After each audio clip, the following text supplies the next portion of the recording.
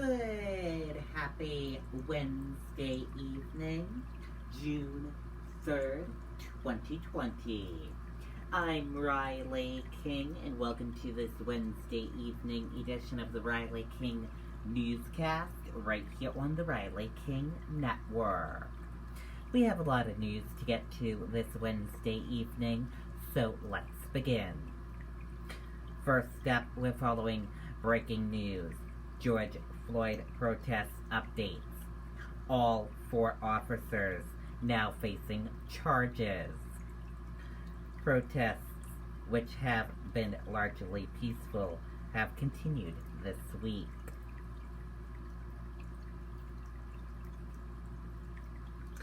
The death of George Floyd, a black man who died on Memorial Day after he was pinned down by a white Minnesota police officer, has sparked outrage and protests in Minneapolis and across the United States.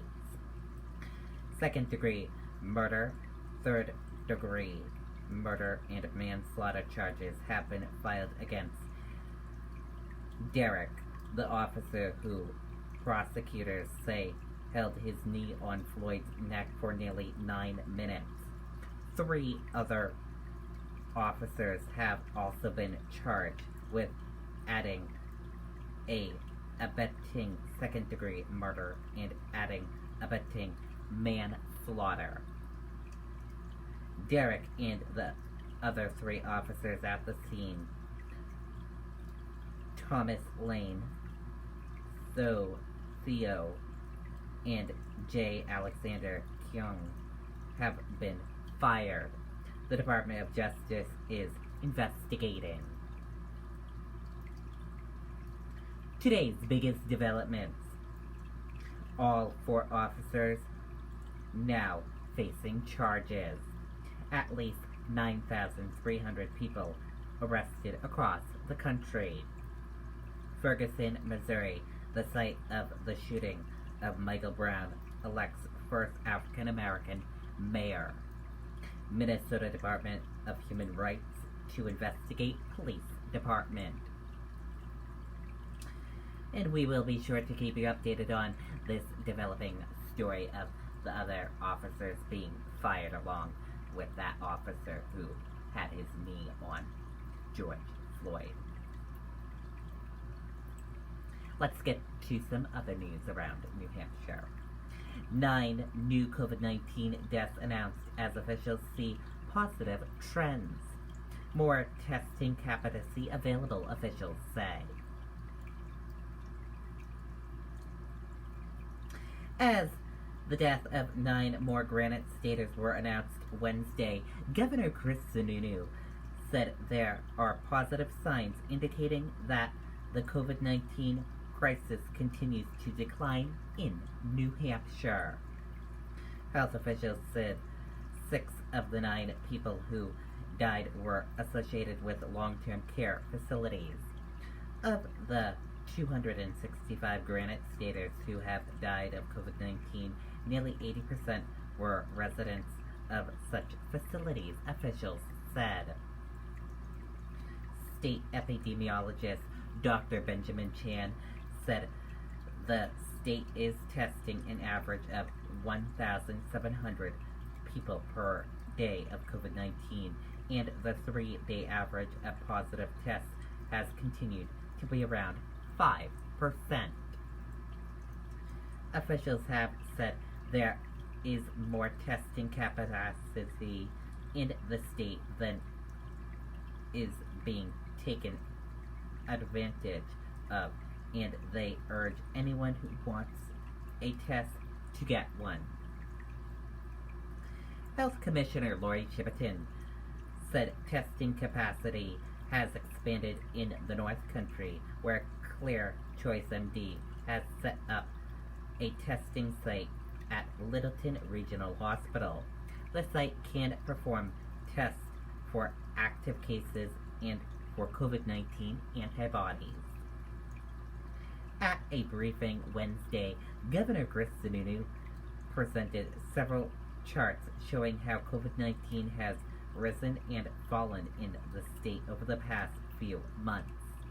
He highlighted that one that showed that New Hampshire has always had more than enough hospital capacity available, which he said meant the state didn't face many of the problems of areas that were hit harder. The governor was asked about concerns over large gatherings of people, particularly the ongoing protests related to the death of George Floyd while in police custody in Minneapolis. Sununu has described the protests as important and meaningful, and he said he has no plans to stop them. Sununu also retreated that he doesn't intend to take a heavy hand to enforcing other aspects of the stay-at-home order, particularly when people are exercising their rights to protest.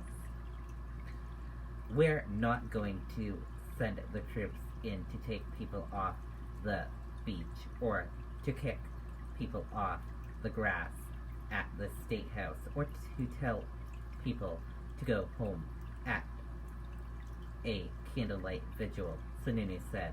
That's crazy.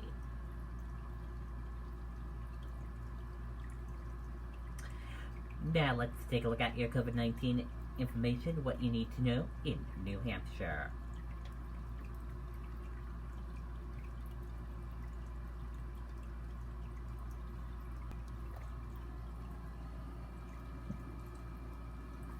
And here's a look at that COVID-19 in New Hampshire information, what you need to know.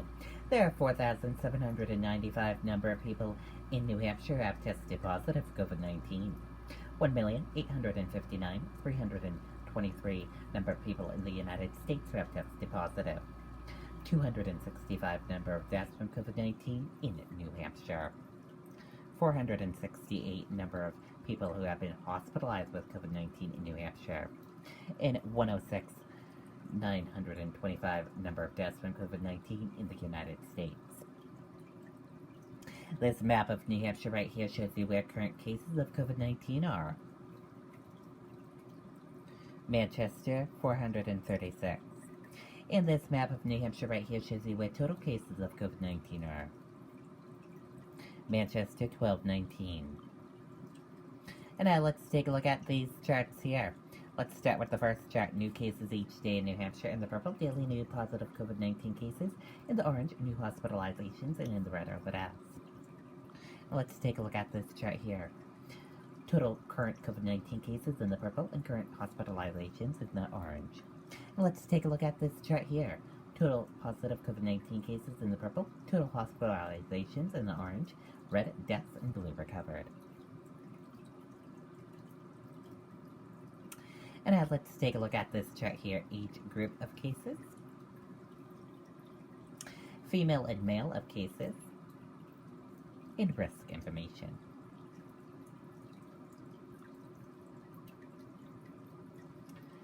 Infections.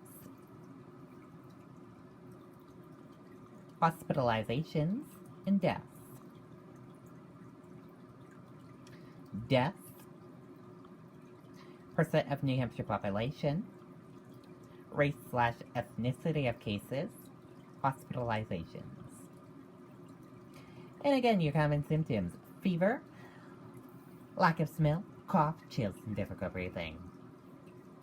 How it spreads, and prevention tips. And be sure to stay with the Riley King Network for the latest of your COVID-19 information. Hopkinton Fair joins 7 other New Hampshire fairs in canceling 2020 event over COVID-19 concerns. Fair had been scheduled for September 4th to the 7th. Let's take a listen to that video from WMUR News 9.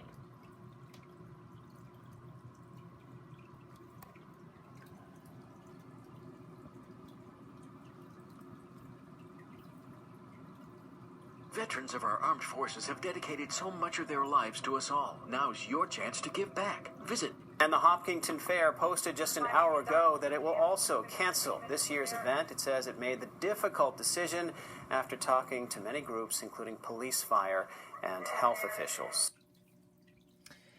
Okay, and there you go on that video and that report. And let's take a look at your U.S. stock market and see how your U.S. stock market closed for this Wednesday evening. And here is a look at that U.S. stock market for all of you for this Wednesday evening. Your Dow Jones Industrial Average closed in the green, went up. Your Nasdaq closed in the green, went up. S&P 500 closed in the green and went up. Gold closed in the red and went down. Oil closed in the red and went down. US 10-year closed flat. Euro/USD closed in the green and went up. And VIX closed in the red and went down.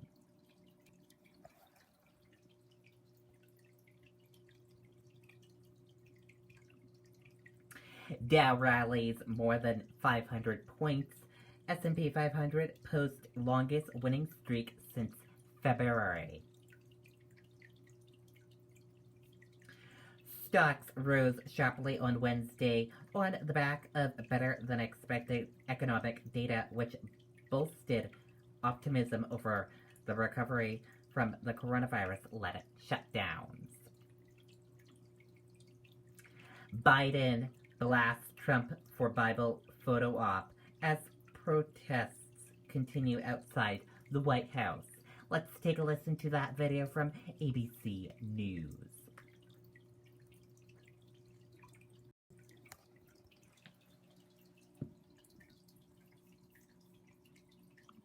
To the White House now, where President Trump spent the night and the early hours of this morning firing back at his critics as thousands of protesters defying a curfew gathered near the White House. More Republicans questioned his leadership in this crisis, and Democratic candidate Joe Biden accused Trump of turning the country into a battlefield. Our senior White House correspondent Cecilia Vega is tracking all the latest. Good morning, Cecilia. Hey, George, good morning to you. A remarkable more than 30 tweets and counting so far this morning alone from the president. But he is now saying that he's done more for black people in this country than any president since Abe Lincoln. And this is now growing fallout, as you mentioned, over his administration's move to forcefully clear out those protesters to make way for that presidential photo op. Overnight at the Lincoln Memorial, When is the change going to come? protesters and the National Guard coming face to face, and outside the White House, it was still a calmer scene than a day earlier, after authorities forcefully removed those peaceful protesters to make way for that presidential photo op outside historic St. John's Church. Sources telling ABC News that Attorney General Bill Barr, seen behind the police line just before authorities moved in, personally directed them to clear the crowd. And Defense Secretary Mark Esper, who was also pictured with the president, now claiming he had no idea about plans to disperse those protesters and was given no notice before the president led him to the church. Now this morning, the growing fallout, the former chairman of the Joint Chiefs, Admiral Mike Mullen, calling it a stunt and saying he was sickened and that President Trump, quote, laid bare his disdain for the rights of peaceful protests in this country. Former President George W. Bush also speaking out in support of protesters, saying it remains a shocking failure that many African Americans, especially young African American men, are harassed and threatened in their own country. It is a strength when protesters, protected by responsible law enforcement, march for a better future. Now, with Election Day exactly 5 months away, President Trump is on Twitter claiming he has, quote, done more for the black community than any president since Abraham Lincoln. While the presumptive Democratic nominee, Joe Biden, was in Philadelphia, he blasted President Trump for that photo op posing with the Bible. I just wish he opened it once in a while, instead of brandishing it. If he opened it, he could have learned something. And he called George Floyd's death a wake-up call for the nation. But I promise you this, I won't traffic in fear and division. I won't fan the flames of hate.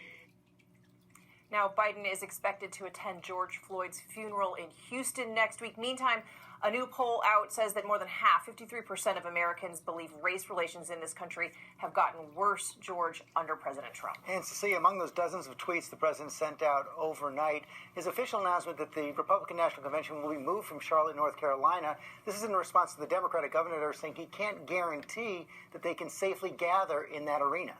Yeah, exactly. This is a big one. The president wants that made-for-TV moment. They want 19,000 supporters packed into that convention hall in North Carolina. But you said it, the Democratic governor there says he can't guarantee that that's going to happen, given we are still in the middle of a pandemic. So the president is tweeting, saying that he's looking for a new host. George, states are already stepping up. Georgia, Texas, Florida, among them, saying they will volunteer. But it's unclear how this is going to be pulled off. You know this. These conventions, they take years to plan. So I'm not sure yet how they're going to pull this off. If they have to contracts as well. Okay, Cecilia Vega, thanks very much.